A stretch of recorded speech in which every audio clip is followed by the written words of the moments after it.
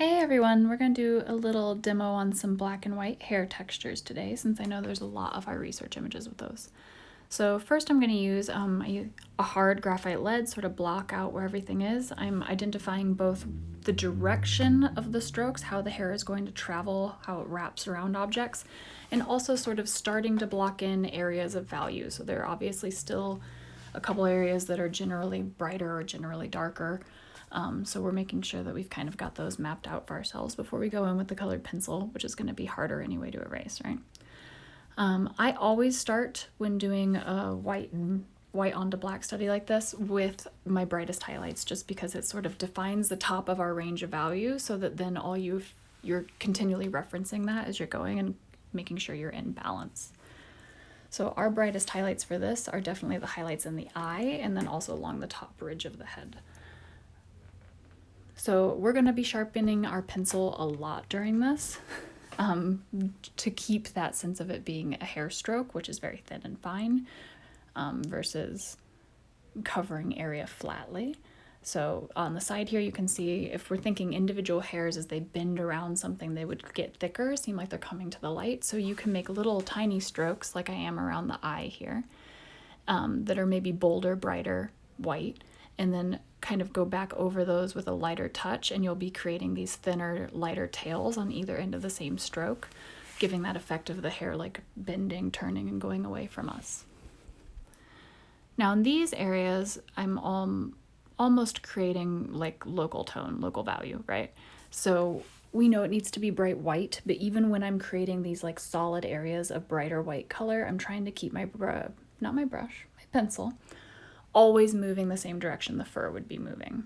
So even though right now we're not focused so much on individual fur strokes, we're just creating value, blocking in these highlights, you still kind of need to make sure that you know which way the fur is going. If you go against it, it would create a much smoother, flatter area. It's nice for smooth blends, but it's not going to be kind of what we're going for when we're doing fur. Because when we're working on fur, what we're doing is identifying areas of high contrast where the highlight of each individual hair against the background is going to be, very high contrast. Like along the left-hand side outside of the eye, those longer individual hairs are very bright against almost a pure black, versus areas along the top or the sort of ridge of bone, cheekbone of the cat on the right-hand side where the contrast is lower. There's like a mid-tone gray behind it, and then the highlight of the white still stands out for each hair texture. So we're creating soft underlayers of tone, and then we'll go through with a very sharp pencil and use that to create the individual hairs. But even when we're doing those underlayers, we want to make sure we're always following the direction the hair goes to, right? So we're kind of in that area of high contrast now, so I've got a very sharp pencil and going along and just getting individual hairs and wrapping them and not worrying about actually filling the area solid. We want to see some of that black through it, same proportion of black as we're seeing in our research image. This corner up here has a softer cast to it, sort of going out of focus with the camera, so I do use a colorless blender here to sort of soften the edges. Colorless blender, not that colorless on black, but it does a good job of helping to soften it. You can also always go back in with your black colored pencil. Use that to sort of bump some details back in where you need them to be, add midtones if maybe somewhere got a little too bright. You can use an eraser to pull stuff back out, of course, also. So now we've got some nice midtones, some nice areas we're going through and getting individual hairs in those brighter highlight areas. So along the bottom of the eye here where there's short, fine hairs. And then carrying on to this, I'm going to keep calling it the cheekbone. It is a cat's cheekbone. Always using that kind of wrapping. It's not a flat coverage. We're making sure that the motion of the pencil mimics the actual stroke of the hair, right?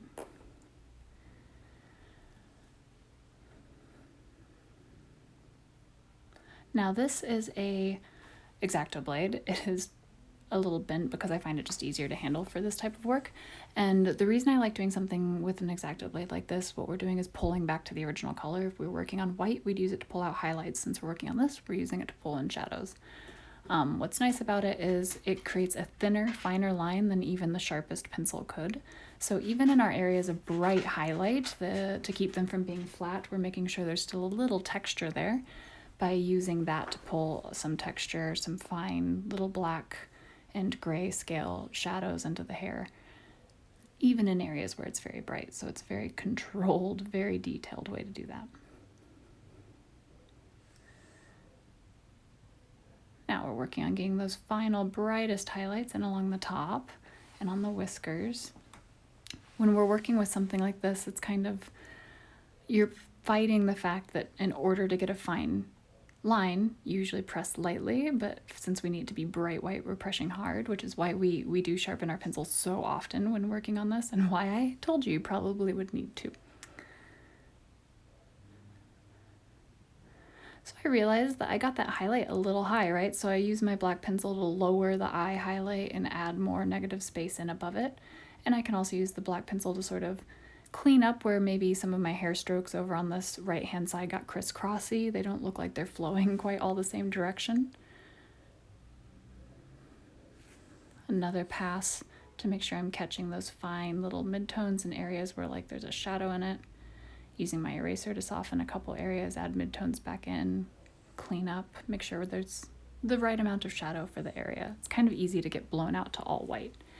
And then that's just a white gel pen. Sometimes I like to use that to bump my brightest highlights. So I hope that helps.